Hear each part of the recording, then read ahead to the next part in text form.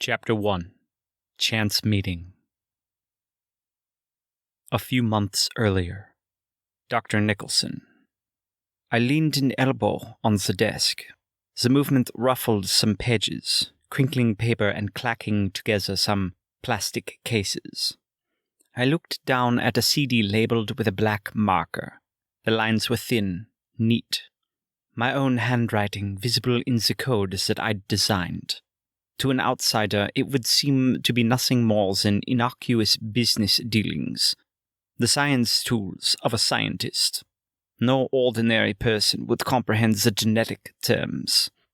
I'd been the only one to understand and decode the structure of alien DNA within the company, the patterns that analyzed maps of an alien body, the mechanics and schematics created for this particular product. A project that had unforeseen peculiarities, and had given life to a foreign technology, and had unearthed possibilities yet unforeseeable. I lifted my elbow and reached for the desk drawer. As I pulled it out, it stuck for a moment. Frowning, I pulled harder. The wood squeaked, but came free. The drawer was a front. It could have belonged to anyone with its array of loose paper clips, a few ballpoint pens, and a pad of paper. People rarely looked beneath the surface. I counted on that. Even the company was victim to this particular human failing. Even when they thought they were the ones behind it all. There was always someone else behind everything. I made certain of that. No one knew how deep the well went. Except for, perhaps, me. I unscrewed one of the ballpoint pens and tipped it into the small hole underneath the drawer. The false bottom came loose, revealing the few documents that no one ever saw. One of my devices skittered around the drawer, a robot spider looking for all intents and purposes. I let it latch its legs onto my finger. It knew me, and soon moved back to the dark corner of the drawer. It would be waiting should anyone find the hidden compartment. I pulled out the stack of papers and discs, flipping through them. These results were not what I wanted. Not at all. I returned the papers and discs back inside the false bottom of the drawer. I took my seat at the desk with all my instruments. The lab assistants continued to work while I stepped away to handle the duties of a director to a venator. It was time to make a call. Pulling up to my computer, I laid my hand upon the mouse, clicking through the various screens until I found the one I was looking for. Before I logged in, I included several files on the screen. When my image popped on the monitor, John would see the files appear on his end and a clear image of me in the center of his monitor. The chat video came up. A young man with brown, golden locks and a boyish face with a chiseled jaw appeared. He was nothing of what others would assume a threat as he stared back at me from the screen of the computer. The background of the room he sat in was dimly lit, revealing enough to see a bedroom. It was the rental where agents retrieved their assignments and instructions. Today was the beginning of John's assignment in a high school located in the state of Texas. The small metal insects we'd sent had revealed there was a potential at this site. The indicators had stopped where they had felt surges of electrical current that were outside the norm. John was big, brawny, with broad shoulders, built already like a big man. The genetic material used to create him was of a superior make. It didn't surprise me why he was so strong and appeared far bigger than the average human. His eyes were far more alien emerald in appearance than those of normal green eyes. He was a success, because no one suspected what he truly was. A hybrid. In fact, he was the first successful creation of his kind. Jack had been a failure not by his aptitudes, but by his lack of obedience and following orders. He was rebellious in every sense of the word, and a distraction to my obedient hybrid. If he wasn't such a rebellious boy, he would be the perfect combination of hunter and soldier. However, what he lacked in discipline, John made up for it. Dressed in his dark blue tracksuit attire, John looked alert and ready to engage in discussion with me. "I see you have arrived well," I said in greeting. "Ready and alert, sir." He flashed me that confident, arrogant grin. I assumed his attitude gave him the advantage over his peers. John was perfect in definition, both physical and mental. He was a true chameleon in the world. "I'm going to assume that Joseph has briefed you on the importance of this assignment?" His face became emotionless. John was well composed for a boy of 17, well disciplined. He was one of my best recruits. He had been trained by his drill sergeants, learning the craft at an early age. He knew his place. "Yes, sir." He placed his hands on the table, awaiting my next words like an obedient dog. When I remained quiet, he continued. "Joseph has informed me of the possibility of an alien product discovery." "Correct. We detected a possible sighting of the ADA escapee, but are unable to confirm its exact whereabouts at the present time. Confirmation of a surge had alerted our detectors. It moves quickly. The devices confirmed its last sighting before they were no longer responsive, which means whatever or whomever destroyed the metal insect indicators knew what they were. As you are aware, the devices can only be destroyed by a powerful force. Its capability to reconstruct its body to its original form makes it an effective instrument. I brought up another file on the screen at his end. The file was of the target destination. It was of a building with lovely Romanesque exterior architecture. John's eyes sped read the small bio of the building history and its present status. "The only intel we've received is the sighting at this local school," I continued as he perused the file. I sent him another image of a man in his 60s with white hair. He was dressed in a suit and tie. It had been taken from his school profile. "This is the principal of Milton High, Dr. Neil Edwards." John examined the image closely. He had a way of taking in all the details of one's face. It was a skill that had served me well, a skill that didn't stop with just taking in great care of observation. Yet, then again, the boy had a gift for picking up anything fairly quickly. Whether it was a physical skill, learning a new language, or anything else I put in front of him.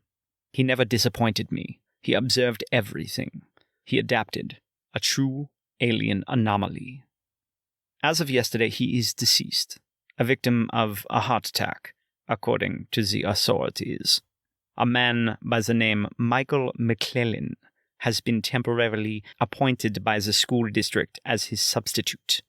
They were good friends.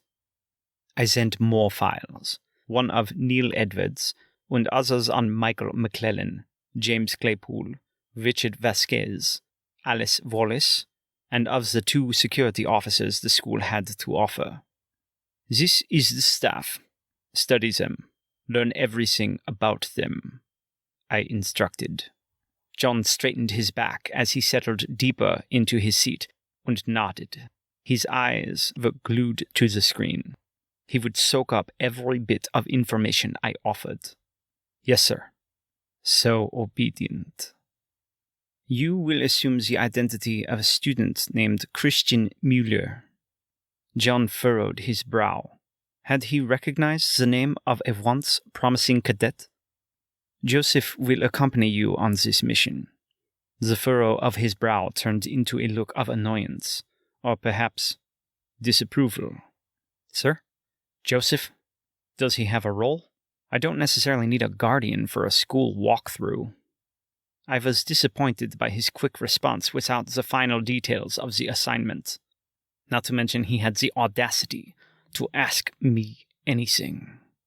"Joseph has a role, not only as your guardian, but as Dr. Neil Edwards' official replacement. You will accompany him. He will presume the name of Dr. Joseph Mueller. He is your uncle, I explained. Uncle? This advantage will allow you access to office personnel as well as inner goings-on within the school environment. Joseph is your cover. The rest is up to you. Things seemed to become clear to him. I caught the glimpse in his eyes that he tried to hide. It was the expression of surprise and satisfaction. Ah, clever, his eyes said. All the documents that you will require are in the yellow envelope inside the desk's top drawer. John opened the drawer and pulled out the envelope and examined the items. Driver's license, legal certificates, social identification cards, all the necessary documents to confirm who he was, if needed. Joseph has received his assignment details. I want you to accompany him when he introduces himself to the staff. Get a feel for the place and the school administrators. Make a good impression. The last part of my instruction seemed to confuse the young hunter. Is there a part of your assignment that confuses you, John? Make a good impression on who, sir? I smiled, but I didn't answer his question. Let him consider that for a moment. Remember, the alien product is not so easily fooled. Be prepared for anything. John interrupted. Detect, engage, retrieve, and most importantly, find the source, he said in a single breath. Set the markers. If the source is detected, the devices will confirm its presence. I continued to explain what was expected of him. Yes, sir, I know the procedure and how the devices work, John arrogantly said. He acted like a bored teenage boy while his father gave him a lecture. I gave him a stern look. No one dared speak to me in that manner. But I appreciated the boldness when one did. Very good, then. I curved a slim lip at him. Do you have any further questions in regard to your assignment? I asked him. John looked ready to engage. The position had taken a different meaning for him. It was more adrenaline fueling, a real-time workout. No, sir. Good, then. Now, in the envelope you will also find your new housing location. I've secured a new rental for you and Joseph in the fashionable River Oaks area, close to the target destination. You will find the details inside. Isn't that a little too flashy, sir, for the salary of a mere principal? I grinned. Nothing passed him. At least he was thinking. Very good, John, but no. Your uncle comes from a wealthy family. The details are all in the envelope. Memorize your family history. You know the procedures. Of course, sir. Forgive me, he answered. He took the documents out again. John was always thorough. Following orders was all he had known since birth.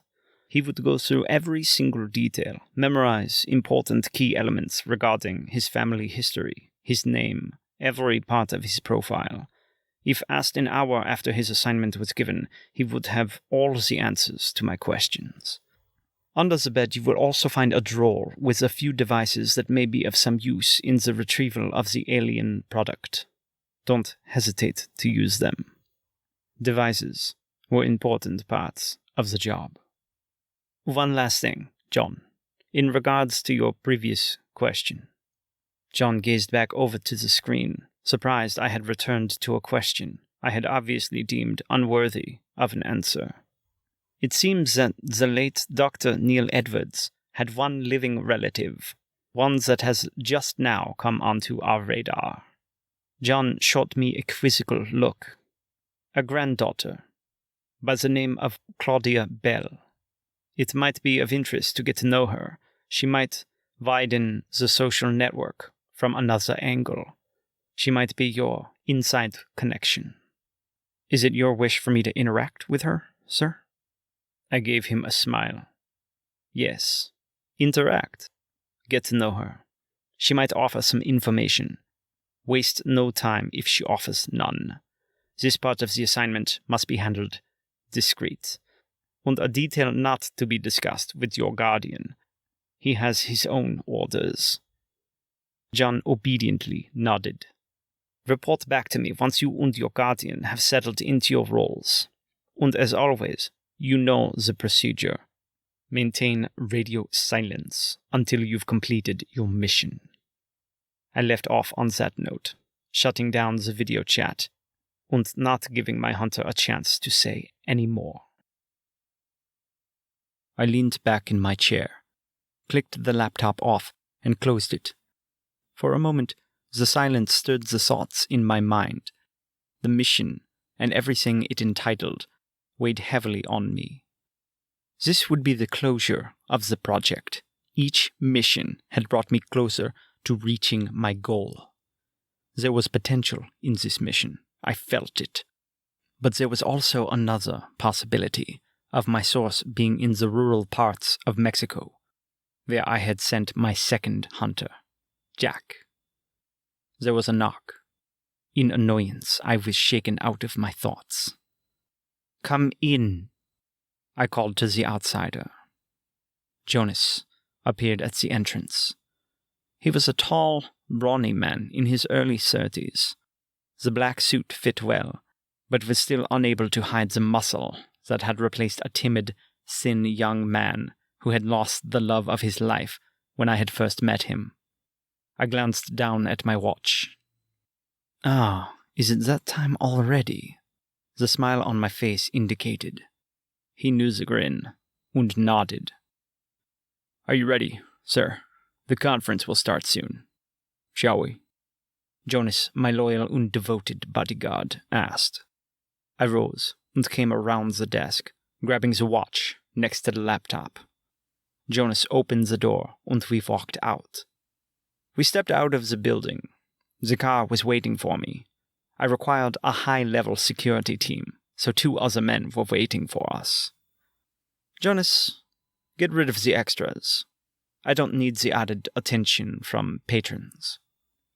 "As you wish, sir." He opened the car door, and I climbed in, closing the door behind me.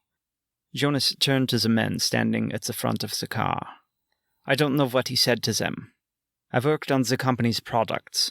Once I left the lab, I was Jonas's responsibility, and under his careful watch. He handled those details, and he handled them well. The men did not argue with him as they left us. Jonas took the driver's seat. The car moved forward. We pulled into an empty space at the front of the convention's busy entrance. Despite it being strictly marked for valet, the valet attendant walked up to tell us to move. "Sir, this is valet parking only. You're going to have to move the vehicle." Jonas slipped him some money. "I'm sure you can make an exception for Dr. Nicholson. I won't be long. 20 minutes tops." He grinned and winked. I found it delightful to watch his display. To think this man had once been such a chaotic mess before he came to be in my care. The valet took the money as he glanced toward the car seat. Yes, of course, not a problem," he stuttered, flashing a boyishly shy smile, which I avoided. After the brief encounter, Jonas helped me from the vehicle and escorted me into the convention entrance. The center was filled with all members of the medical community, scientists, doctors, medical professionals, anyone with a hand in pharmaceutical drugs. I was there as a face for the company, but I wasn't the only one. Crowds never fancied me, nor did conventions. I was always recognized for my accomplishments, at least the ones the public was aware of. At the front of the convention center, I was greeted by a young, blonde hostess who already knew me by name. She gathered a few folders and the itinerary for the event and handed them to me. The place was crowded with my colleagues, pristine members of the science community. "Dr. Nicholson, your table is this way, sir. Please, follow me." She guided us through a mass of attendees.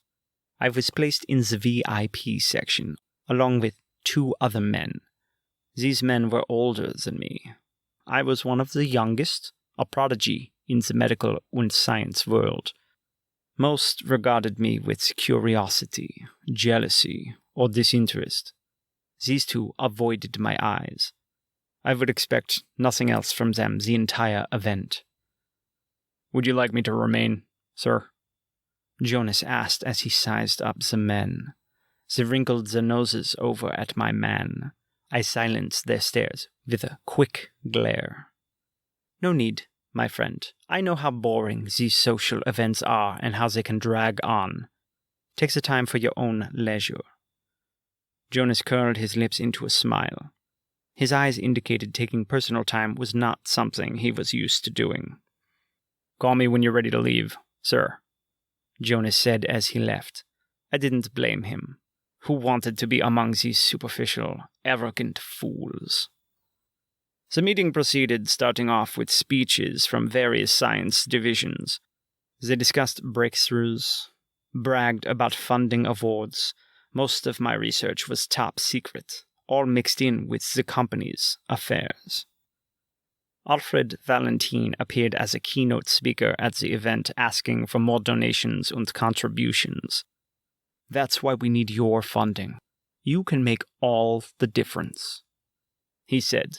But what he meant was he needed money for funding his military projects and putting more people in power that had the company's best interests at heart. The pharmaceutical industry was a growing, thriving business. The company had its hands buried deep in every aspect of drugs. "I bet," I muttered from behind the rim of my glass. I envied and despised him at the same time. I always hated medical conferences. They were the things where colleagues were determined to get drunk, find sex, and then go back to their respective labs and hospitals until they did it again in another 4 years. After the speeches and lectures, we could mingle. I hated the superficiality of cocktail hour. Discussions and research seminars were not terrible on their own, just mundane and unnecessary. Cocktail hour, however, was hell. If I could get away with avoiding it, I would. Unfortunately, it was a necessity of seeking more influence. I smiled, nodded, and pretended I gave a damn about what my colleagues were doing in urology or orthopedics. There was a break between chats, and I turned back to the bar and ordered another whiskey on the rocks. If I would have to endure, I would have good liquor to back it up. Top shelf. I gestured to the bartender. I felt some of the equipment I've been presenting bump along the inside of my jacket. I might stick the next fool who thought I cared with a needle and at least get samples out of this whole mess. I scanned the bar, wondering who an appropriate victim could be, and caught sight of a young man with dark hair, golden skin. He was in his early 20s. His gaze dropped to his drink immediately. He'd been watching me. I examined him, feeling the stir of attraction. That surprised me. I blamed it on the liquor. I wasn't the sort to feel the quick rush of endorphins upon seeing an attractive individual. I turned away, walking out of the gaggle of doctors and scientists to the restaurant side of the place. It was one of my favorites. I sat down at my table near the back. The waiter set a slice of bread, an oil dip, and a goat cheese appetizer on the table for my enjoyment. I sampled the goat cheese and bread. I took my journal out, setting it on the table. This was my favorite part of the evening, to sit in one place and watch the patrons, to see them in their own world going about their business, unknowing to the chaos just afoot in an underground facility. A smile crept over my face. The things this mind could reveal would scare them. The outside world wasn't ready for any of it. Aliens, space life forms that had come here years and years before, bringing with them a technology far more advanced than ours, and some dangerous pathogens. Some of the best minds had dissected them, attempting to explore their makeup, but instead unleashed them onto the unsuspecting masses. We had released so much filth, and yet the world continued. We were advanced, but only a few chosen knew of this. I belonged to a different reality and a different world. I drank and enjoyed the atmosphere, recalling strange, faded memories. The familiar taste of the wine reminded me of her, but of him far more. I knew I married only to keep up the display, but secretly, I was always with him, not her. She came into my world just as he had been taken from me. My wandering eyes invited glances, but not even one interested me. Did I seek to be alone this evening? Loneliness overall was a part of my existence. The occasional encounter at functions for anything but discreet. Young and old. I took the pen from my pocket and began writing. I dropped the pen. The thought had abandoned me, and another had taken its place. I had to concentrate. I had to work this evening. It was time to take on my newest role, as father to a teenage boy. The waiter took away the empty appetizer tray. After a while, he returned and took my order. I ordered my entree and drank. The moment was perfect. It wasn't often I spent time just enjoying the peace. I enjoyed the tranquility of the atmosphere surrounding me. The waiter came over and set a glass of Chardonnay in front of me. It was from a less expensive bottle of my least favorite wine. I gazed up at him quizzically. From the gentleman across the bar. I glanced over. An older, less attractive man gazed over at me, lifting a glass. Beauty wasn't as important as intelligence, but he seemed to lack both. He was dressed in a pricey, bold blue suit with a bright red tie and pink silk shirt. He reeked of the busy beaches and social bars of Miami, Florida. The obvious tell of too much sun left his face overtanned with deep-seated wrinkles. Plus, I'd never been much for blondes. At first glance, he seemed to come from money, which didn't bother me, but it made him appear arrogant, with a lack of any empathy. Take it back. I returned to my work. The waiter nodded, picked up the glass, and left. From across the room, the suitor looked disappointed, but not discouraged. Ah, he was a man that thought he was entitled to everything and anyone. He hadn't dealt with me before, so I ignored his wandering eyes and went about what I was doing. I continued my notes. The DNA of Hunter John Slater, when combined with a powerful alien element, had created a greater, far more superior designs than any human subject will achieve. I stopped as a thought half filled my head. A wrinkle furrowed my brow. I continued. To achieve progress, one must add a source into the... Again I froze. There were too many distractions. Jonas came in and took a seat in the opposite chair. I hadn't called him, but it was no secret what the itinerary was. I usually left these conventions early. "Are you planning on leaving, sir?" he asked. I was about to reply when the tousled-haired young man stepped through the doorway, catching my gaze.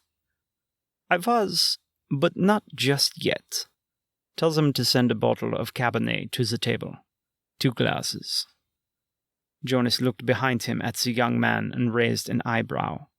However, like the good employee he was, he said nothing. "Something the matter, sir?" I gazed up at him, curving my lip. "No, quite the opposite, actually." "Do we know him?" he asked. He rose and stood aside, pulling out a chair. "Not yet." With that, he left to complete my request. I lifted my hand and flicked my fingers towards the young man. "Come here." He did. "Sir, He began. I cut him off. "You can call me Bryce. He blushed. I felt the odd stirring of interest swirl in my chest again. It had been a while since I found any quarry attractive enough. "What is your name?" I asked. "Aaron." He opened his mouth to continue to his last name, but I held up a hand to stop him. "Let's stay on a first-name basis tonight." His blush deepened. How hot could his skin grow under my hands? I wondered. The urge surprised me. I shifted in my seat. "That's what they said during the damn welcome talk, anyway." Aaron laughed. "I take it you don't like these sorts of things." "Not at all." The wine arrived, and I poured 2 glasses. "I was planning on leaving. With 2 whiskeys and a bottle of wine, I hope you weren't planning on driving." I stared at him, suspicion replacing arousal for a moment. "You've been watching me." "It's hard not to. I've read about your research." Aaron took a sip of wine, and a drop slid down the corner of his mouth. I reached out to brush it away without thinking, watching color slide beneath his skin again. He was as fascinating as any of my specimens in a lab at that moment. Aaron cleared his throat. "I always imagined you were some white-haired old man. What do you think of the reality?" He seemed to grow in confidence as he finished the rest of the glass in one gulp. He turned with a sly smile. "The reality is far more intriguing. I would love to pick your brain." The way the word pick rolled off his tongue, I thought of a lot more things he could pick at. It was my turn to clear my throat. It had been a long time since I'd done this with a man or a woman. I could find desire for both. Humans were such intriguing specimens. It was fascinating to watch the rise and fall of their bodies, feel the twitches and releases of hormones beneath my hands, taste them. No two tasted alike. I examined Aaron more closely. "I have a few examples back at my home." "Oh, you live in town?" "Yes." "I suppose that's one way your employer can get you to places you don't want to be." "Exactly." I finished my glass of wine. We watched each other over the rim of our glasses. Aaron was giving me a calculating look. I recognized the intelligence behind his clear eyes, and knew that I had found a clever mind.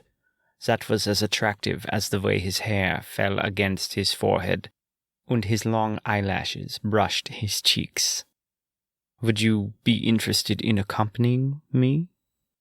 "Yes," Aaron said without hesitation. "Let the experiments begin," I thought. The waiter returned, and I signed the check before he left. Wiping my lip, I rose as Jonas returned. We walked out of the restaurant. The vehicle was brought around.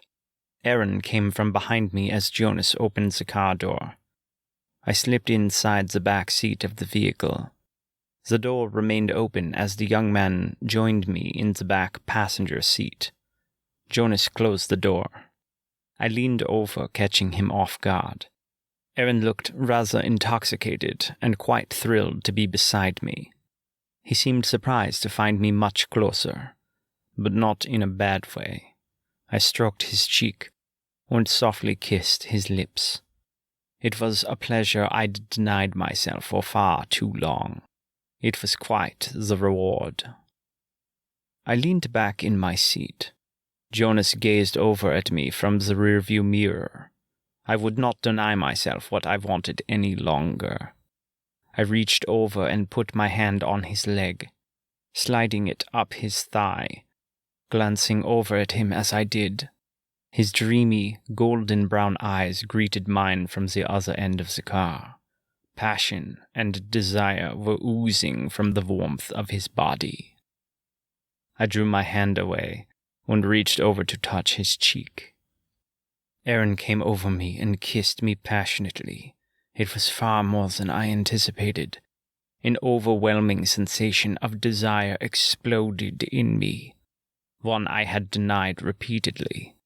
It was a weakness I didn't want displayed before the world, especially those I knew. I was in control always. I had to be. I pulled him back, looking into his beautiful face.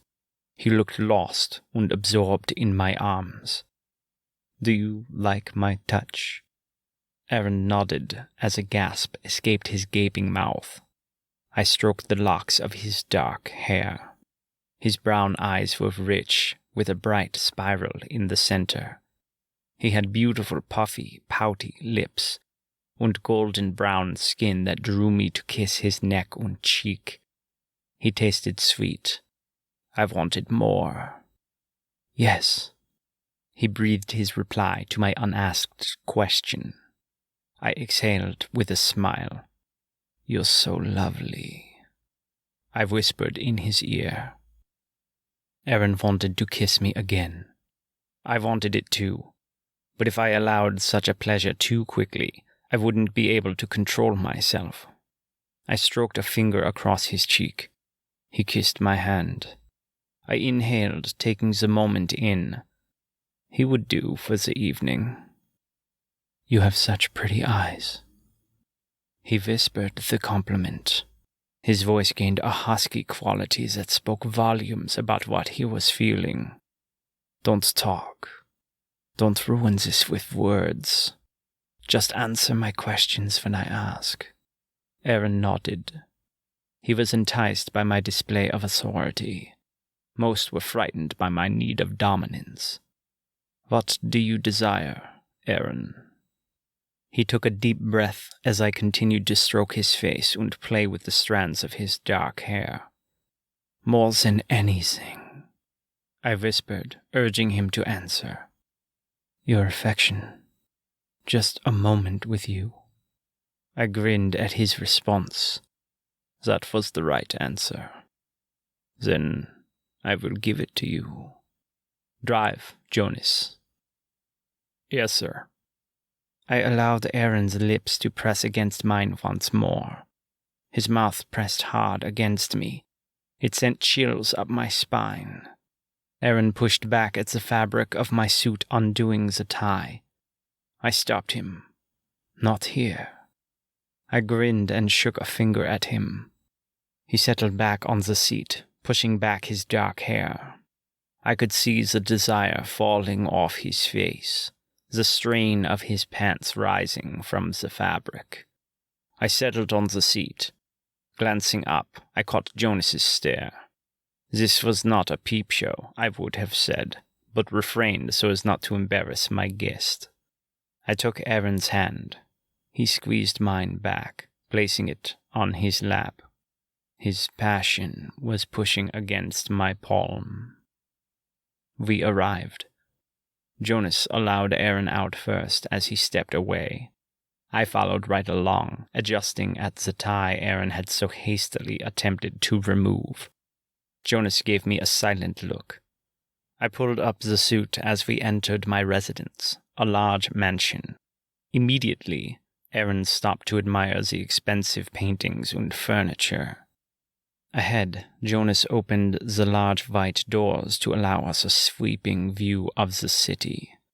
The terrace was a large space. A single table for two was set up. Flowers had been arranged on a table lined with many delicious finger desserts and flavored coffee along the end. Jonas came to my side as the young man was distracted by the beauty of my residence. He held out 2 glasses of wine as he asked, "Will there be anything else, sir?"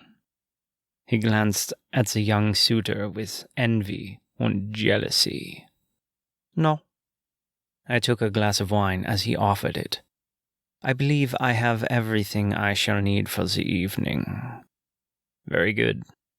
He moved away, closing the door to another section of the residence, and leaving us alone. "You have such a beautiful home," Aaron said. I moved away from him onto the terrace, so he would follow. He did. As he approached, looking around for me, I came from behind and brushed up against him. He exhaled, unable to move as I pressed close against his body.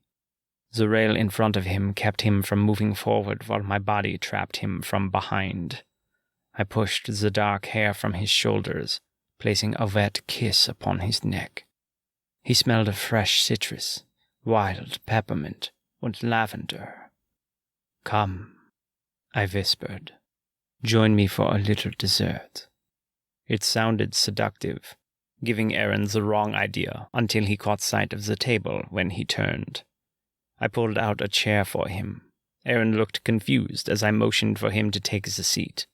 It was such a lovely night, I didn't want to waste it. I grinned back. "We have all night together. Please, sit," I demanded. I believed he liked that about me, my bold, arrogant display of power and control over others. I couldn't help myself. Aaron came over and took the seat. I leaned over and kissed the side of his cheek.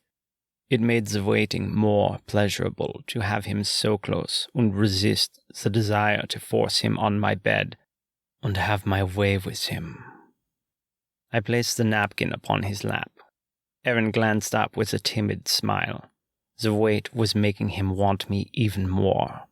He took my hand and kissed it. I moved away to the other seat. My gaze found his from the other end of the table. He looked at the dessert in front of him and took the fork. I observed as he cut through the rich chocolate piece of cake and took a mouthful. "This is delicious." Aaron glanced at me, observing him. He looked handsome with a shade of red upon his cheeks. His blush deepened with the knowledge I had been looking, admiring. "You have a beautiful accent," he complimented. Now it was my turn to blush. It always surprised me when someone brought it up. "German?" he asked conversationally, but the huskiness of desire hadn't completely left his tone. "Yes." Aaron seemed to want to ask more in regards, but refrained. "May I ask a question?" He took a drink of wine as he waited my answer. I gave him a small smile. "You may." "What do you do for a living?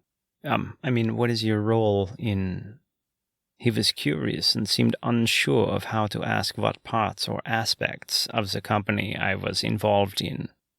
I smirked as I took a drink from my own glass. "I'm a biochemist on some days, and a surgeon on others." A glimmer of wonder and curiosity danced in his beautiful eyes. He wanted me to elaborate further. "What sort of role do you have? What does your company do exactly?" "I'm in the science division. We specialize in highly advanced in the reconstruction of artificial limbs, reconstructing body functions for army veterans and anyone who's ever lost a limb.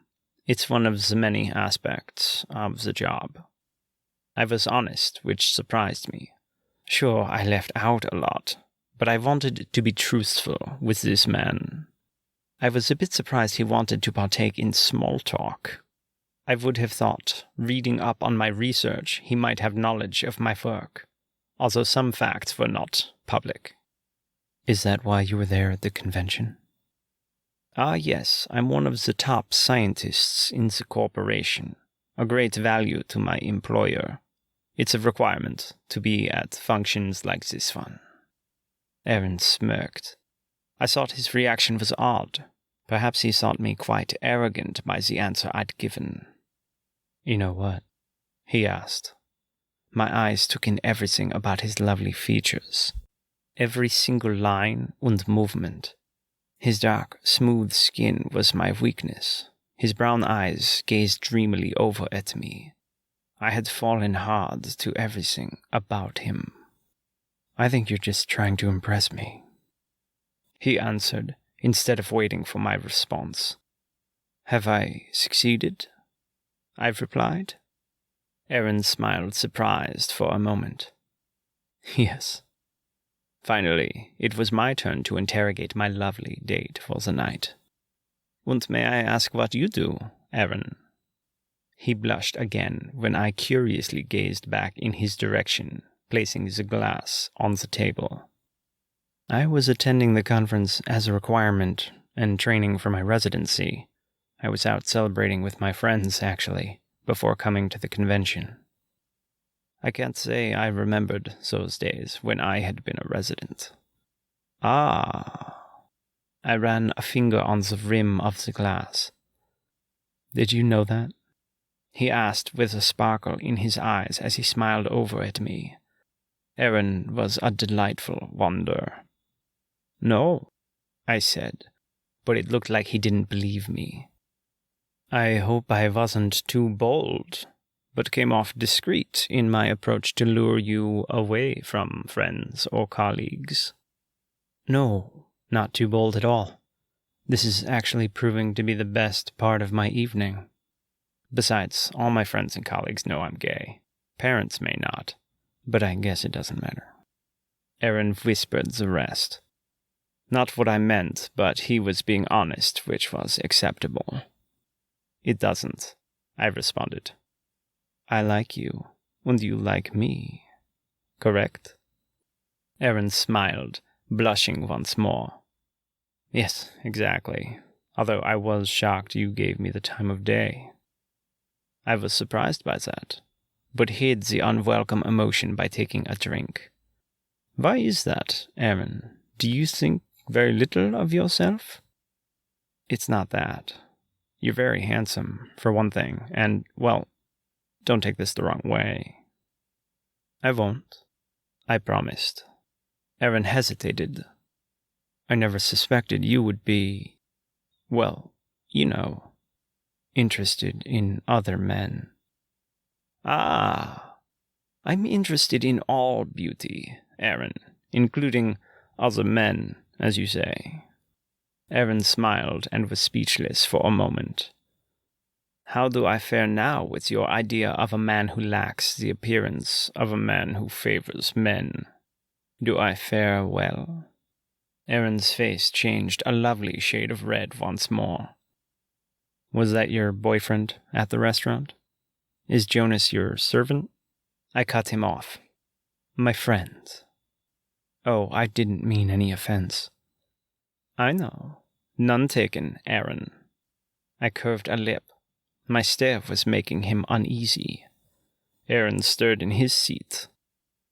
I'm sorry. I know it's none of my business. He quickly corrected himself. I chuckled. He was surprised by my amusement. If he was my boyfriend, do you think I would be here with you? I grinned. He's my associate. He handles all my affairs. His curiosity had made him ask stupid questions, and he realized that he was a handsome one. I guess that makes sense. Sorry. Where is he this evening? He's taking care of a matter for me with my son. A purposeful slip of the tongue to invite conversation. I was curious to see what questions would stir in him. I also wanted to test the role I would most likely have to take in John's life. Then again, wasn't I his father in more than just cover? You have a son? Aaron sounded shocked. Yes. Does this surprise you? A little. You were married. The tone of his voice sounded shaky. Yes, I smiled. For a brief period, it was a long time ago. Aaron listened attentively. Did she know? No?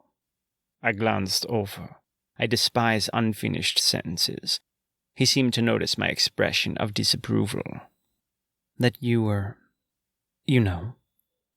He wasn't able to finish. I gave him a grin. You have so many questions. I chuckled.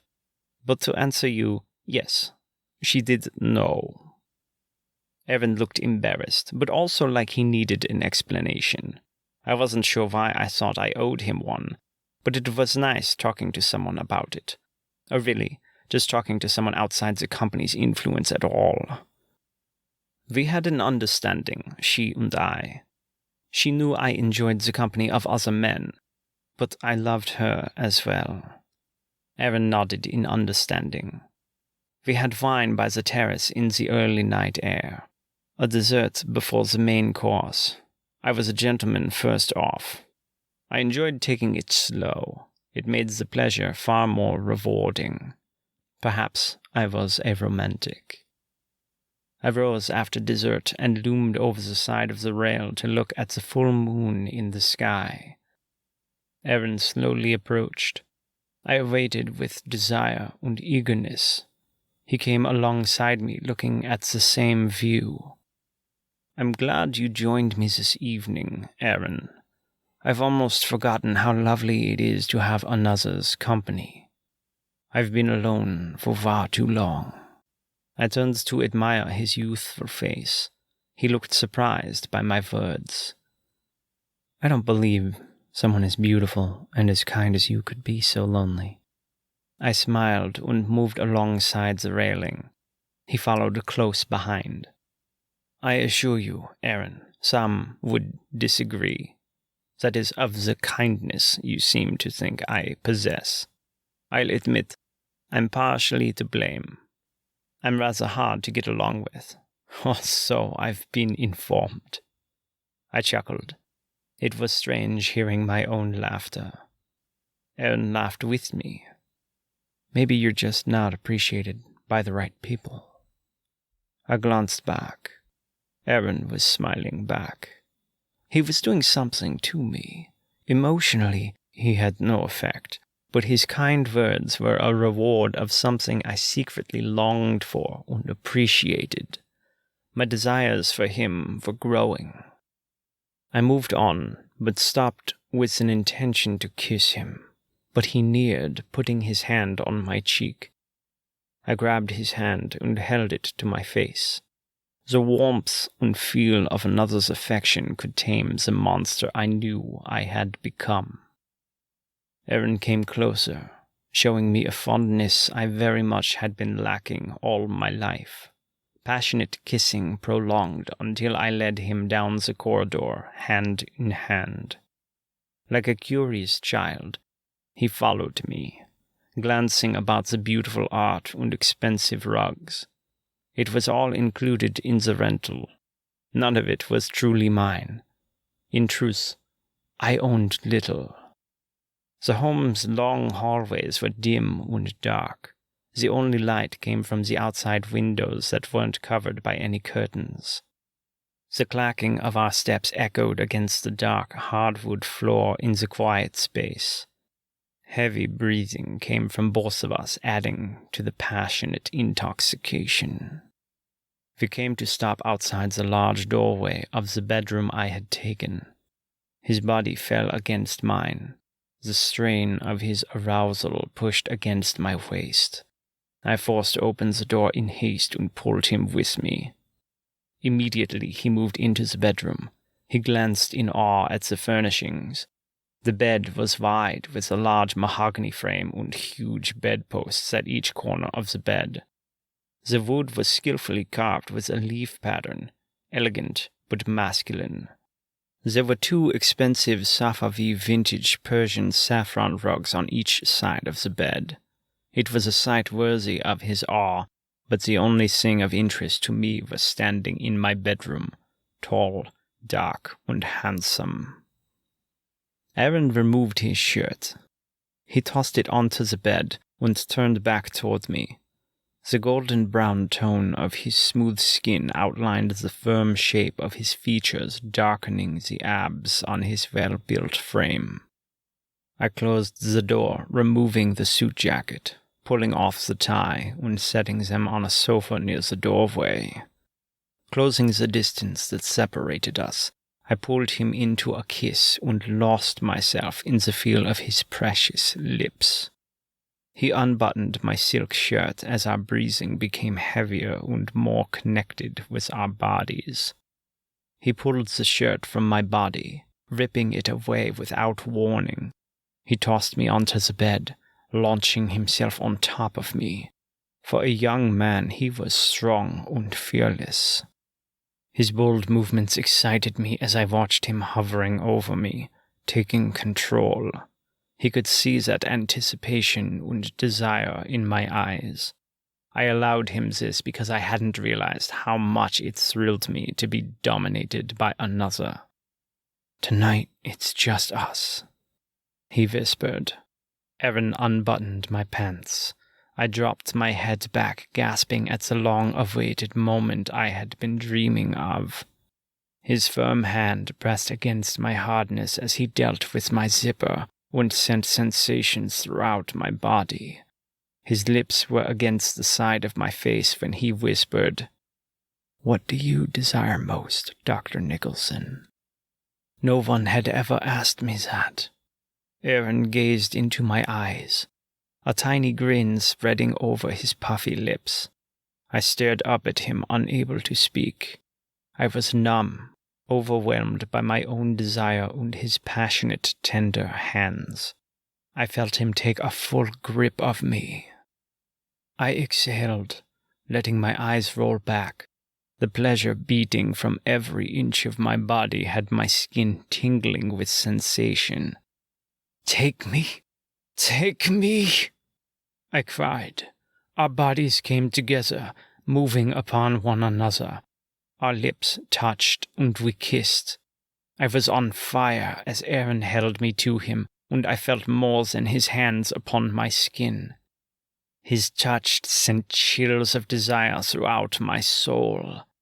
I gasped deeply in an escaping ecstasy, until we laid, still hearing our own breathing released. With his head laid on my chest, he stroked my skin with his fingertips. My hand found the locks of his hair and playfully stroked it back. "I think I love you," he admitted in a passionate haze. I kissed his head. "You're delirious, Aaron." He laughed lightly. "Perhaps I can see you again?" I was amazed by his question. "I haven't decided yet." My answer didn't surprise him. "So you have considered it?" he asked, delighted. Was he figuring me out? Dissecting me? "Possibly," I answered. "That's good enough for me." My lip curved as I pressed him close. Aaron reached up and kissed me. Our lips connected again deeply until once more our bodies were skin against skin. After we settled in for the night together, our one night of passion felt shortened by the realities of life. In the morning I rose and sat upon the edge of the bed where he still laid beside me, nude. I glanced over at him, my heart lit as I examined his beautiful body. A desirable pleasure filled me with guilt. Ravishing, golden brown skin welcomed the tips of my fingers as I stroked him tenderly. He was too gorgeous for me. I was wicked inside. A rotted mess of a man. I couldn't take him with me into the confusion I called a life. He had his whole career ahead of him. I had only bitter memories and a void in my soul filled with thoughts of vengeance. I grabbed the robe and walked to the study. Jonas joined me moments later. "Will you be having your breakfast with your companion on the terrace, sir?" "No." I glanced over at Jonas when he disapproved and didn't move. "Deliver his breakfast and escort him out. Take him anywhere he wants to go." Jonas waited. I turned. I knew he wanted to say something, but he refrained asking. "Is that all, sir?" "Yes." Jonas nodded and left. I tried not to think about Aaron in the weeks after I dismissed him so quickly from my bed. It was comfortable to keep liaisons at arm's length, especially ones that had surprised me in ways I could not entirely explain to myself. Passion and arousal could be analyzed, but it was not always rational. That was what I hated about it. I kept myself busy with minor duties. However, whatever I did, nothing seemed to help. Aaron always found his way into my thoughts. At my favorite restaurant, I took a table and glanced about, catching the sight of eyes looming back at me from a dark-skinned face. Aaron, my mind would say. It made me shudder that he had so much hold on me in ways I could not comprehend. The suitor's eyes would dart away, lower to his drink as once Aaron had done when I had caught him staring back the first time. I tried to ignore such a distraction, concentrating on the notes in front of me, but nothing could keep me from drifting into the thoughts of having him dominate this mess of a man now unable to see. I looked again, when the face of my suitor was there, and I challenged him by walking up to the bar and confronting him. "Aaron," my mind screamed, but as I pulled at his shoulder, I discovered another face staring back at me. Was I losing my mind? I could have sworn I had seen Aaron staring back at me from the corner of the bar. The stranger smiled back, offering to go home with me. What had Aaron done? Why did I seek him and see him in every face? I received word the mechanics in Milton had gone off. I was delighted these issues would be solved, that I would soon leave with my prize and return to my goals. I arrived at the site. The display was obvious at first glance. There was a hole in the parking lot. A few cars were dented and swallowed by the hole. Jonas opened the door for me as the rest of the security team stepped inside to secure the building before I was led inside. Joseph awaited me in the hall. "The crew has been called," he stated without preamble. The building was empty. It was early Sunday morning. "When did this take place?" I demanded. 2000 hours, sir." "Last night?" Joseph nodded. I tried to bury the anger brewing inside me, determined to concentrate on what was at stake. Yet I had more stirring in my brain. I couldn't be seen as distracted. It was much easier to be cruel to block out the pain or anger, and those around me always were the receivers of such. Jonas was keen to my moods, whereas most couldn't tell the difference. I was impressed my bodyguard could, honestly. "Where is my hunter?" I demanded. Joseph hesitated. I was annoyed. This part was entertaining to Jonas. I flashed him a glare. Jonas stopped smiling. Sarcastically, I thought what a delight it was to make someone smile. "Is something wrong?" I asked Joseph. "He's on his way, sir," he informed me after my prompting. "On his way? By all means, he should be here before me," I scolded. Jonas was standing beside Joseph, looking as disapproving as I. I grabbed my phone and dialed John. His guardian looked uncomfortable. There was no way to warn John ahead of time. Let's just see what the boy is up to. John picked up, but before he could speak, I did. "Where are you?" I demanded. I could tell by his quick inhale of breath he was shocked to hear my voice. "At the rental," he replied. What a disappointment. The answer was unacceptable. We both knew it. "I see." I gave Joseph a look.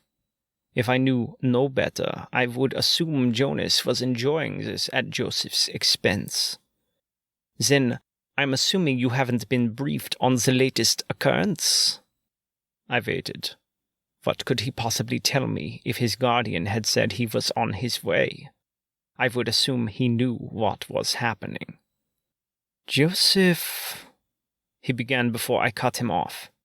"Joseph is here with me, in Milton." I paused again. I let him sweat it. "I had an understanding that you had already been notified by your guardian." I glared over at Joseph, who cleared his throat and kept his composure. "And were en route. Am I to assume that the information was inaccurate?" "No, sir. I am en route. I had a little problem with the vehicle. I'm headed there now." Don't keep me waiting. I hung up before I could give him another chance to say anything else. I glanced over at Joseph. Call him, I ordered. Joseph hesitated. All this hesitation was making me angrier. I narrowed my eyes at him. He dialed the number as I moved. At one point, I caught him glancing over at Jonas. The expression said, "What's up with him today?" So, he knew my temper and could gauge its differences. Was it the color of my suit? Today I wore white, the color of my feared nickname, the man in white. We made it into the office before John answered the call. His voice was loud enough to hear from where I stood. "Why didn't you call me? You didn't even say anything before you left this morning?" Joseph laid his phone on the desk. I moved to stand near him. Jonas took a spot at the corner of the office after closing the door. "I did call you, several times, in fact." Joseph insisted. John went quiet. I gave Joseph a furrowed brow. Someone else was with him, that much was obvious. Joseph nodded. He was aware. I decided not to say anything as I took a seat in front of the desk. Besides, I wasn't home, okay? Joseph admitted. John laughed. He seemed in good spirits. That was not acceptable. It fueled my anger even more. Joseph looked uneasy. He was aware it was making me boil. "You didn't, did you?" John asked.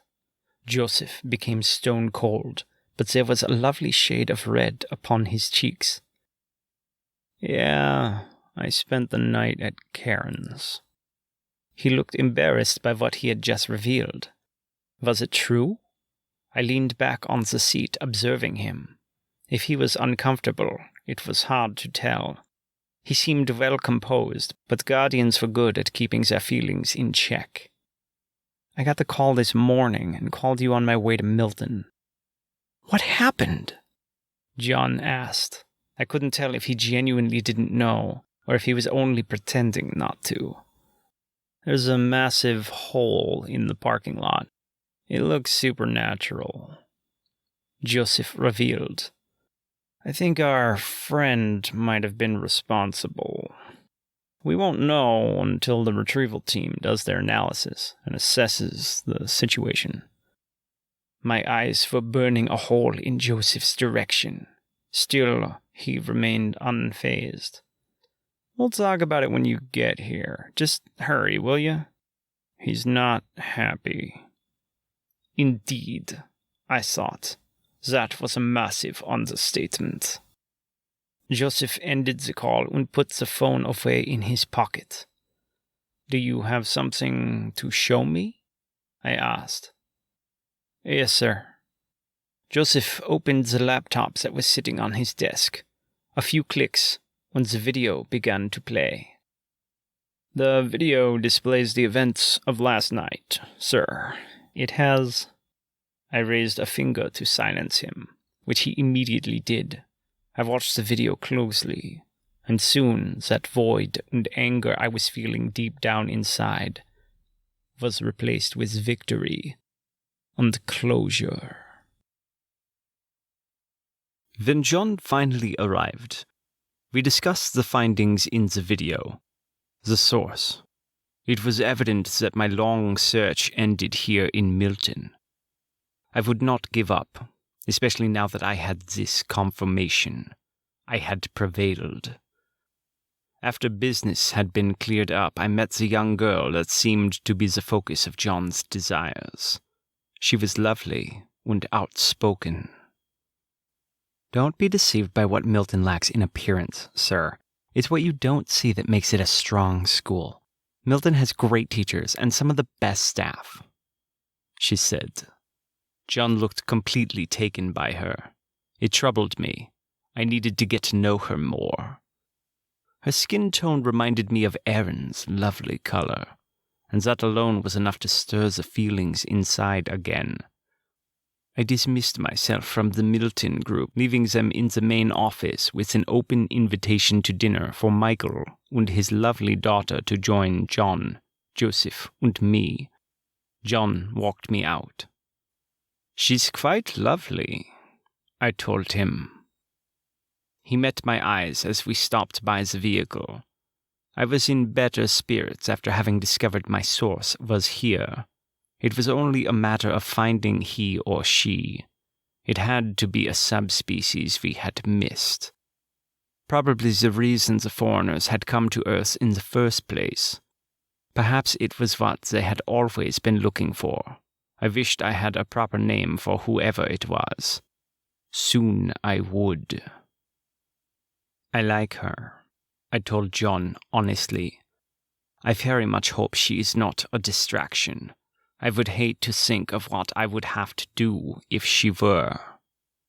John furrowed his brow. Jonas smiled over at him. Suddenly, though, his words cut through my moment of entertainment.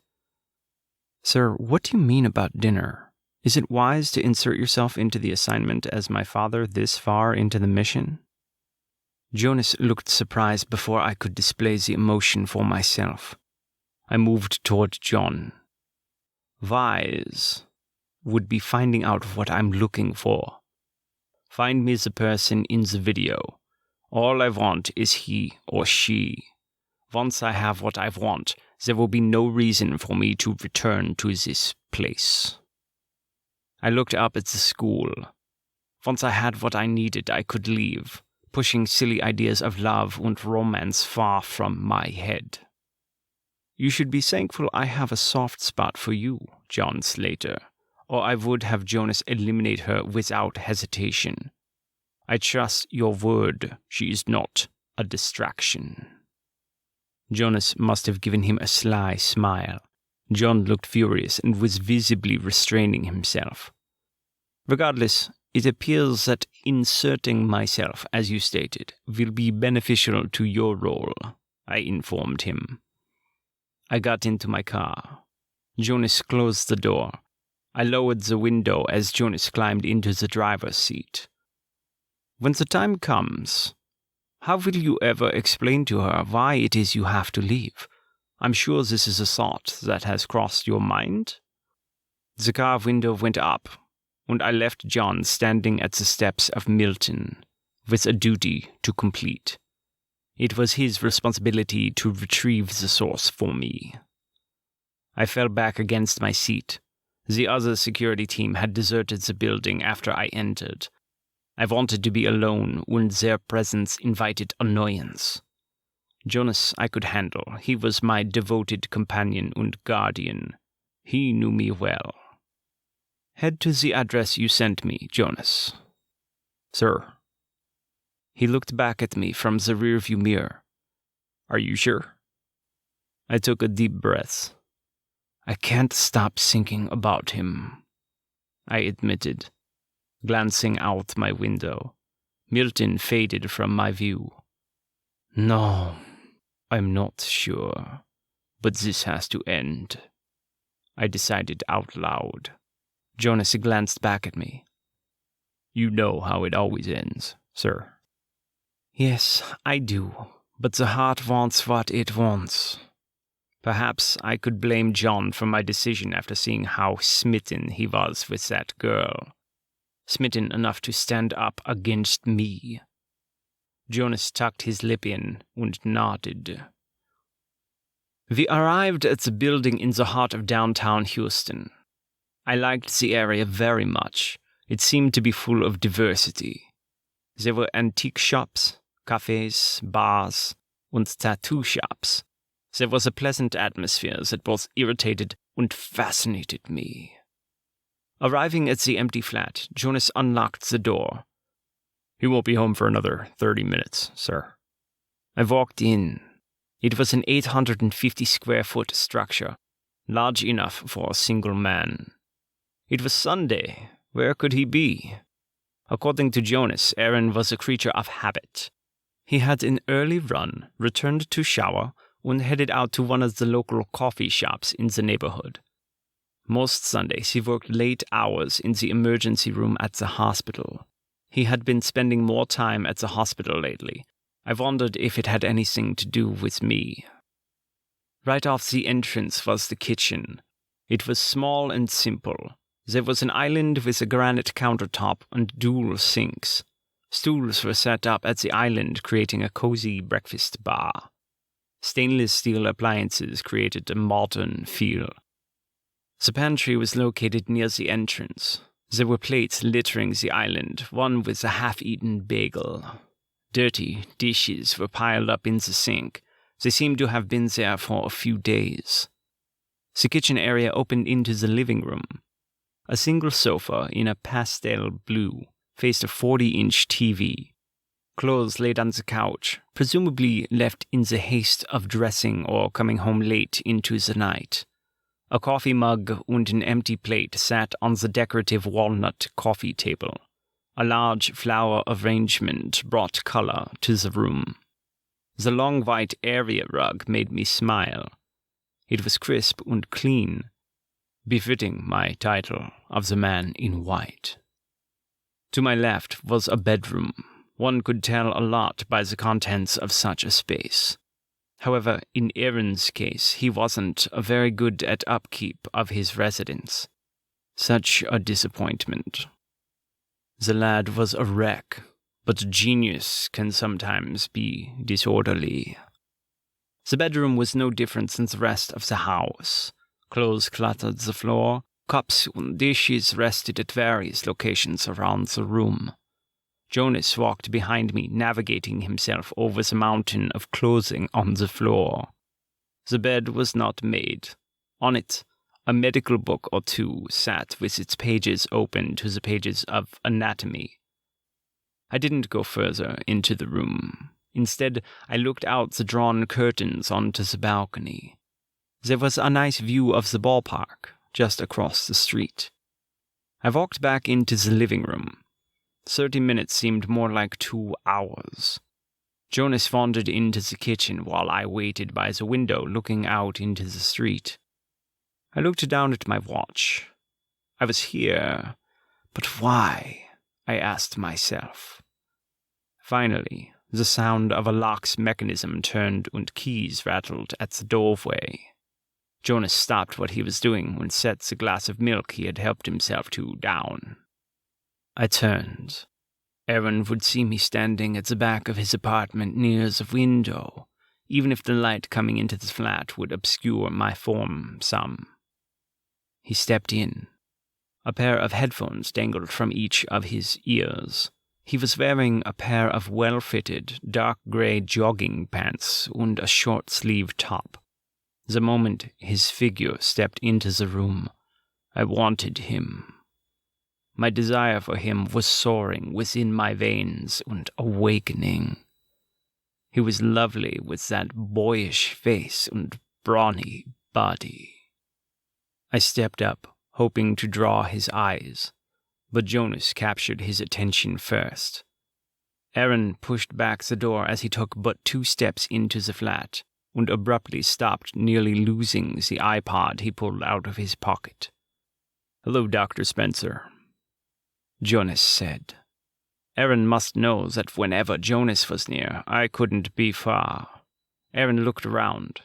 He looked panicked, but still rather well composed for someone with a large, skilled bodyguard standing in his kitchen holding a cold glass of milk.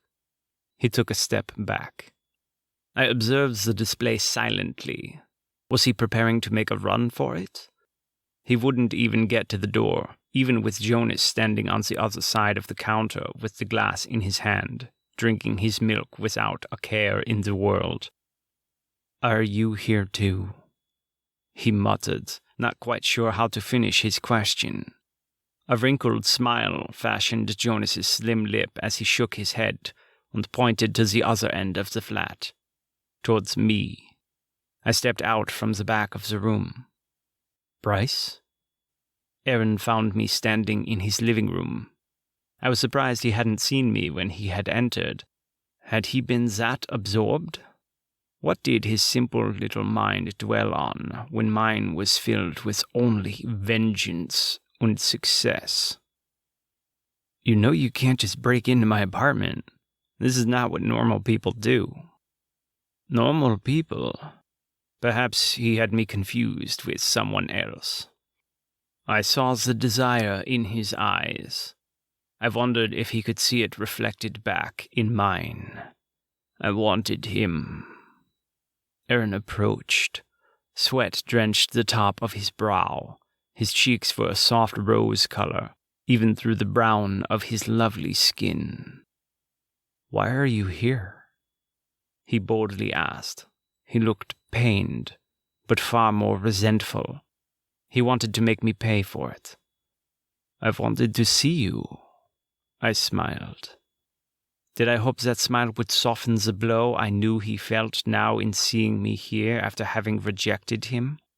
I had pushed him away when he called by refusing to return his calls, but that was just my way. I didn't return calls. I was the one who others cowered to. He wanted all the things I didn't do: returning phone calls, checking up, caring.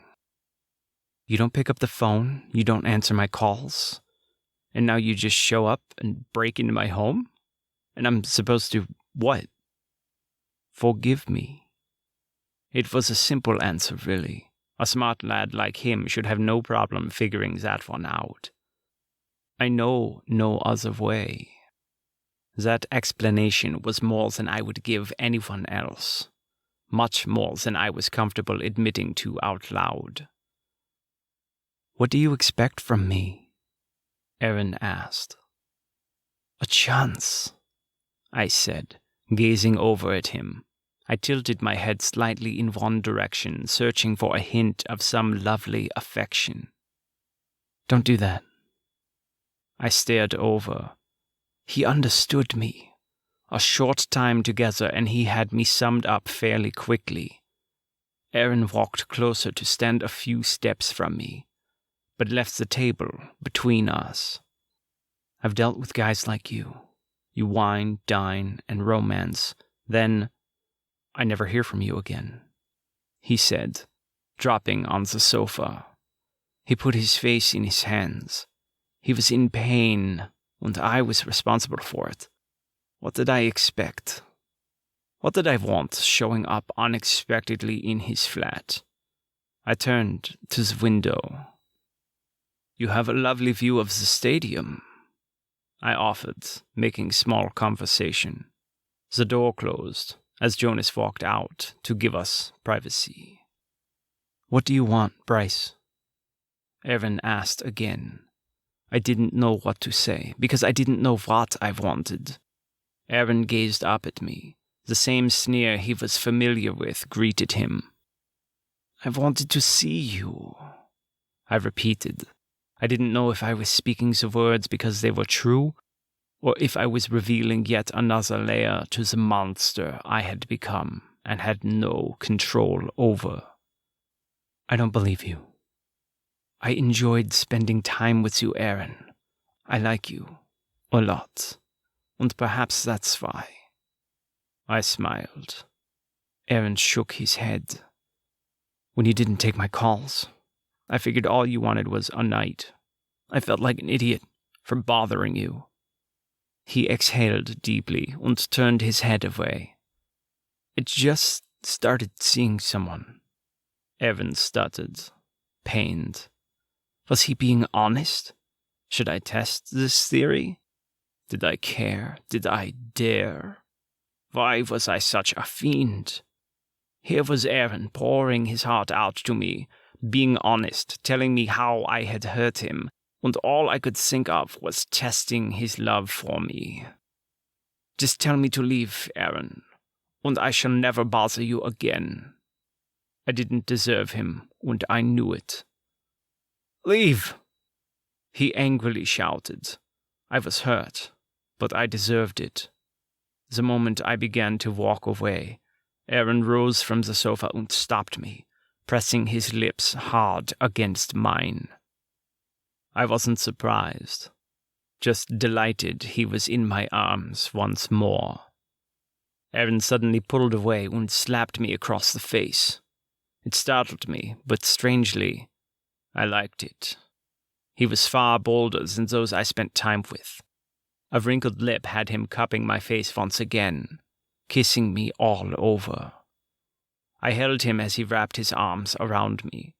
The dampness of his brow and the scent of masculine sweat strangely aroused my longings further.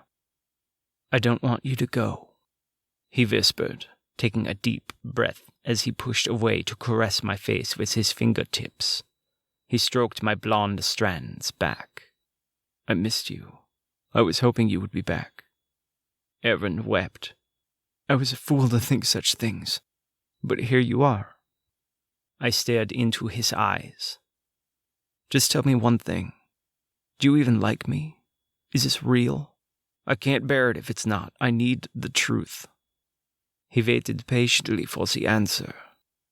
"Very well, I shall be honest with you. You deserve that much." I pulled away. "No one has ever consumed my mind as you have, Aaron." It took me a while to see that. I was afraid. Very simply, I admitted. I would have said more, but a part of me wouldn't allow it. I couldn't open myself up so soon. I glanced over at him. "You don't seem like a man that fears a lot." I grinned back. If he only knew. "What could you be afraid of?" Aaron asked. "Of being alone." He was shocked by my answer. "You gave me something I haven't had in a long time. It's only when I lost it that I realized it." Aaron blinked, speechless for a moment. I came over and cupped his cheek. "Oh, Aaron, you deserve far more than I can offer. If I wasn't so selfish, I would tell him he deserved to find someone else, and I would leave him behind." "Stay with me tonight," Aaron interrupted. I gave him a grin, knowing that I would. In his bedroom, I watched Aaron undress. He removed the last of his clothing and tossed the sweatpants on the laundry basket in one corner of his room. I examined his smooth, flawless body as he neared to kiss me. I loved the suit. Aaron pulled at the tie, kissing my lips. His fingers traced along the opening of the silk shirt I was wearing. The strain beneath my trousers grew as he pushed up against it, teasing me. Then he walked away, leaving me longing for him. Aaron froze by the bathroom doorway, giving me one last look of his firm form. He left the bathroom door ajar, in invitation. I texted Jonas a single message of my plans. He replied at once. "Call me when you're ready, sir." With that taken care of, I finished undressing and walked into the bathroom behind Aaron. He was already in the shower. I climbed in with him and wrapped my arms around his waist. He exhaled in ecstasy. "I missed you," Aaron whispered as I leaned into him. The water soaked me. Locked in his embrace, I felt the firm plumpness of his buttocks pressing against the hard part of me. I rocked my erection against him, gasping at his length in my hand. He moaned at my touch. I kissed the back of his neck, pressing him harder against me. "God, how I missed you, my darling," I exhaled, nearly screaming from the tingling pleasure escaping my body. I came over to his side, kissing his lips, watching the smile upon his face spread at my words. Our bodies connected in an overdue moment of pleasure. Sensations raced up my bare frame. Aaron's fingers traced the texture of my creamy skin with a lather of soap. White suds cleansed my chest as Aaron's fingertips washed the firm features of my abdomen and lower torso. Caressing every sensitive part of my form, he made me quiver. I've wondered why I avoided him, why I denied myself this pleasure and desire. The demons in my head knew the answer. I pushed the thoughts back into the part that was wrought and invited Aaron's eager mouth to my open lips. He would have this man. I would give him the better part of the monster that he has begun to tame. I would give myself fully over to this delight.